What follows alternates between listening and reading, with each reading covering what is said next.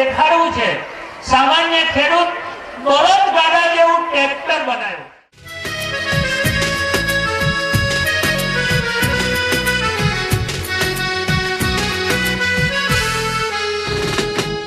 विचार तो खरो આપણે બળદની જગ્યાએ જ્યારે ટ્રેક્ટર હાંકીએ ને તેના મોટા મોટા વ્હીલ એ ખેતીને એટલું બધું નુકસાન કરે અને ત્યારે પરબતભાઈને એવી ઈચ્છા થઈ માત્ર 9 ધોરણ ભણેલા છે માત્ર 9 અને જ્યારે એને બળદના પગની માફક 8 પગથી ચાલતું બળદગાડું બનાવ્યું ને તે મોટી ડિગ્રી લીધેલી એન્જિનિયરો પણ માથું ખંજવાળતા રહી ગયેલા કે આ કેમ બન્યું હશે। પણ આ કોઠાસૂઝ આ મહેનતને કારણે પરબતભાઈ મોહનજીભાઈ વાઘાણીએ આ કરી દેખાડ્યું। ગઢડા ગામના વતની છે અને એનું આજે સૌરાષ્ટ્ર પટેલ સેવા સમાજ આ શોધ કરી છે, એક વૈજ્ઞાનિક અભિગમ કેળવો છે એ બદલ આજે સમાજની હાજરીમાં એનું જાહેર અભિવાદન કરે છે। આ આપણું કૃષિ ગૌરવ છે, સમાજને નવી દિશા આપી છે અને આજે પરબતભાઈ મોહનજીભાઈ વાઘાણીનું જાહેર અભિવાદન કરીએ છીએ અને એમને તો સ્પેર પંપની પણ શોધ કરી છે અને આજે એમને ખરેખર જેટલા સન્માનીય તેટલા ઓછા છે। સામાન્ય પરિસ્થિતિ અને સામાન્ય ભણતર પણ આજે એને કરી દેખાડી છે। મારે જો એની શોધને કારણે જ્ઞાન નામની એક સંસ્થાએ ₹50 લાખની ઓફર કરી છે। આપણે સંશોધન આગળ વધારવા માટે અમે તમને ₹50 લાખ આપવા માંગીએ છીએ। આ છે તાકાત વૈજ્ઞાનિક અભિગમમાં।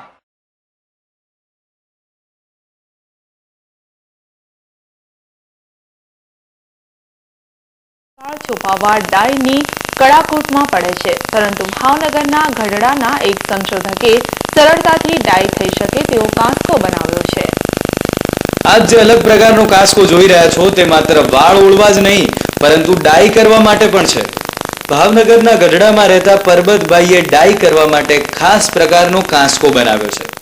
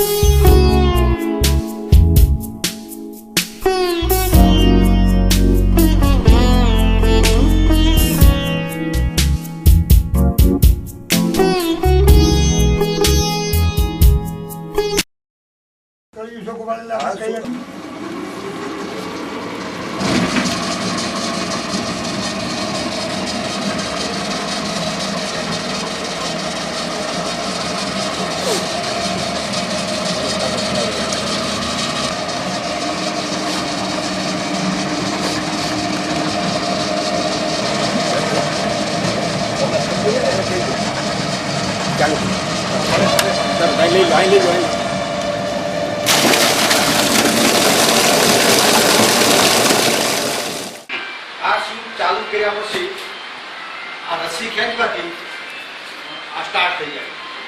આની અંદર પેટ્રોલ, ડીઝલ, ક્રૂડ, કેરોસીન, કોલસો, લાકડો, હવા કશી વસ્તુની જરૂર નથી. આ એકદમ સાયલેન્સ હાલે છે. આમાં હીટિંગ નથી આવતું, કંઈ પ્રદૂષણ નથી. આ સ્ટાર્ટ કરવા માટે પછી આપણે જરૂર ન હોય એટલે આ બંધ કરવા માટે. તો અહીંયા કોમ્પ્યુટરનો આખો ડેટા લગાવી અને કોમ્પ્યુટરમાં આપણે ડેટા સ્ટોરેજ થઈ શકે. તમે તમારા ઘરે બેઠા બેઠા મશીન ગમે ત્યારે હોય તો તમે એને ઓન ઓફ કરી શકો. એ કેટલા એમ્પિયર કાઢે છે, કેટલા વોલ્ટ કાઢે છે, 37 પ્રકારના તમે ડેટા ત્યાં સેવ કરી શકો. આજે કેટલી ડેટા અહીંયા તો આનાથી કમ્પ્યુટર, લેપટોપ બધું ચાલી શકે. બધું ચાલે અને તમે કંટ્રોલ પણ ત્યાં બેઠા બેઠા કરી શકો. એ પ્રકારની આમાં આપણે એટલે અત્યારના યુગ પ્રમાણે લેટેસ્ટમાં સિસ્ટમ આપણે અને વિધાઉટ ફ્યુઅલ, વિધાઉટ બિલ. હા. તો માનવ સમાજને આનો લાભ ક્યાંથી પ્રાપ્ત થવાનો હતો? હવે તમે જેવું નક્કી કરો એ પ્રમાણે આપણે આને લોન્ચ કરવાનું છે. અને વધારે લોકો આનો લાભ લે અને વીજળીના થાંભલાના ખુલ્લા વાયરથી જીવ માત્રનો જે લુપ્ત થાય છે. આજે માનો કે મનુષ્ય જાતિ જેટલી ડેવલપ થાય એની સામે કબૂતર છે, મોર છે, ઉડતા પક્ષીઓ છે, ઉડતા પંખીઓ, પક્ષીઓ, એ બધા જે વીજળીના વાયરથી મૃત્યુ પામે છે એની જાતિ રોજેરોજ લુપ્ત થતી જાય છે. એને આપણે અટકાવવા માટે ખાસ આની પર ભાર મૂકીને આપણે કામ કરીએ. તો વાયર અને થાંભલાઓથી મુક્ત જગતને બનાવવું એવો આ ઉદ્દેશથી આપણે કામ કરીએ છીએ. નહીં એકલા ખાવું, સાથે મળીને આ ટેકનોલોજી દુનિયાને ભેટ આપીને બધા જ આનો ઉપયોગ કરે અને એમાંથી બધાને જીવાદોરીને રોજીરોટી મળે, જીવ સૃષ્ટિનું કલ્યાણ કહેવાય એ રીતે આપણે આને આગળ ધપાવવા માંગીએ છીએ. બસ અમારા તમને હૃદયથી આશીર્વાદ છે. આમાં ખૂબ ખૂબ આગળ વધો અને આવા ને આવા સરસ જ્ઞાન અમારા કાર્ય કરો.